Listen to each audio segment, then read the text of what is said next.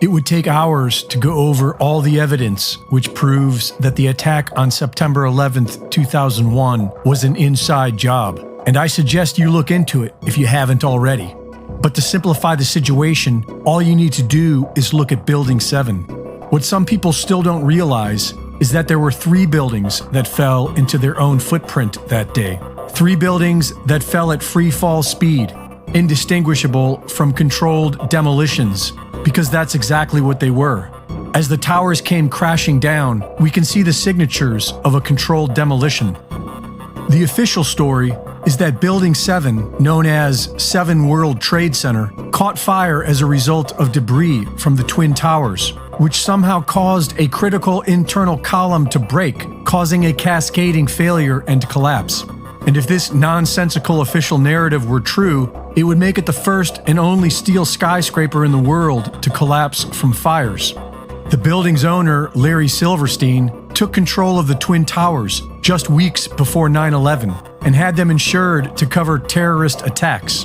After Building 7 collapsed, Silverstein told the media that the decision was made to pull it, suggesting that the building was collapsed on purpose. I remember getting a call from the fire department commander telling me that they were not sure they were going to be able to contain the fire. I said, we've had such terrible loss of life. Maybe the smartest thing to do is pull it. And they made that decision to pull, and then we watched the building collapse. This implies that they somehow rigged the explosives that afternoon while the building was still burning, which is ridiculous, and so the media dismissed his comments and changed their story.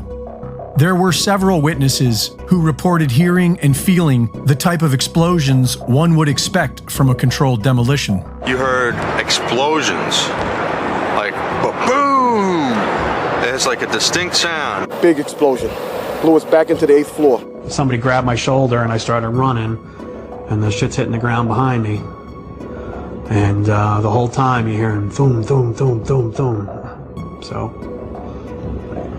I think I know an explosion when I hear it. Do you know if it was an explosion or if it was a building collapse? To me, it sounded like an explosion. The explosions were captured on video.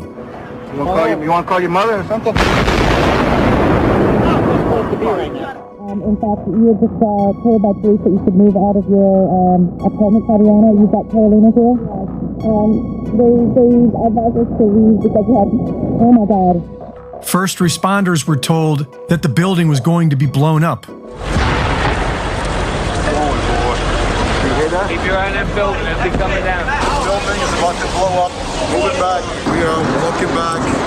There's a building about to blow up. And you guys knew this was coming all day.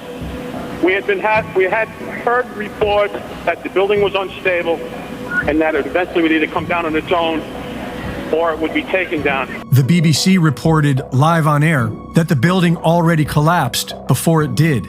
Television viewers could see it in the background, still standing. Ago was talking about the Salomon Brothers building collapsing, and indeed it has. Apparently that's only a few hundred yards away from where the World Trade Center towers were, and it seems that this was not a result of a new attack. It was because the building had been weakened. And the investigation never even investigated for explosives. The Republican White House then signed into law the Patriot Act, which allowed the next Democrat White House to target U.S. civilians as if they were domestic terrorists. And they amended the Defense Authorization Act, which allowed the next Republican White House to experiment on the American people with deadly gene therapy and nanotech vaccines. The same people who did 9/11 are pulling off the climate hoax and the deadly COVID shots. They run both parties of our government. Many have forgotten, and it's time to wake up before they kill us all. Reporting for InfoWars, this is Greg Reese.